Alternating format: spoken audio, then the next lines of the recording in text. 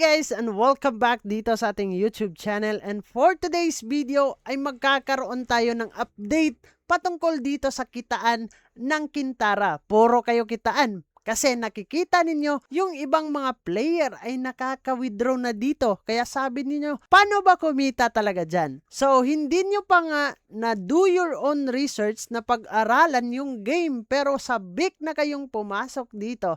Pero dito, ituturo ko sa inyo kung paano din tayo kumikita dito ng basic na kailangan ninyong gawin.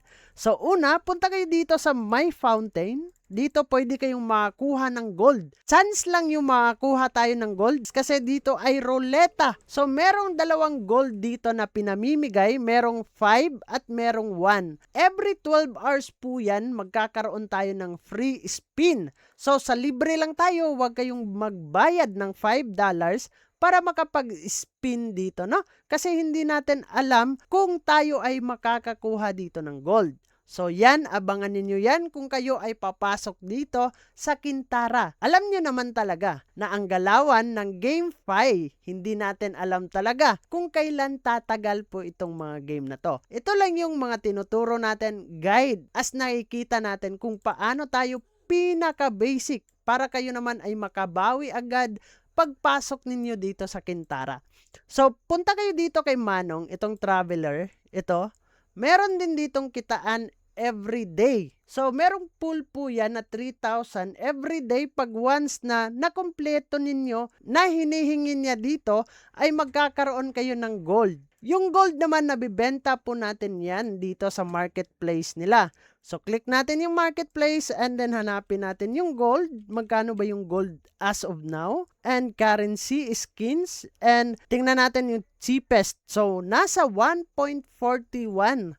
So, pwede na kayong makapag-earn dito sa loob ng game habang kayo ay naglalaro. So, may bawi din siya agad. Kung kayo ay magpupursige na gawin lahat yung requirements para mabigyan kayo ng gold. So, click natin itong trade material for 1 gold. So, click natin yan. And, okay, finally, all today, daily quest before claiming gold. So, nakuha ko ba yun? Ay, nabawasan ako. So, kailangan pala dito is matapos ko yung daily quest. So, meron pa akong zombie na papatayin dito. Okay, at isang zombie na lang yung kailangan natin para matapos natin yung ating quest po dito. And okay, kompleto na yung ating quest po dito. So, pwede na tayong makapagkuha ng ating gold po dito. And then, kukuha muna tayo saglit ng konting kahoy kasi nakulangan yung ating kahoy kanina. So, punta lang tayo dito and ayan. So, trade materials in 1 gold. So, click natin ito, trade. You donate the cycle. And then, click lang natin itong personal gold based on King Held. And click. And try natin ulit. And, ayun, nakuha na po natin yung ating isang gold dito. So, daily, 1:1 na po yan. And then, safe travels na po yan, guys. And then, tingnan natin dito sa ating item. So, andito na yung gold. So, pwede na natin yang ibenta. Pero, hindi ko pa yan ibebenta.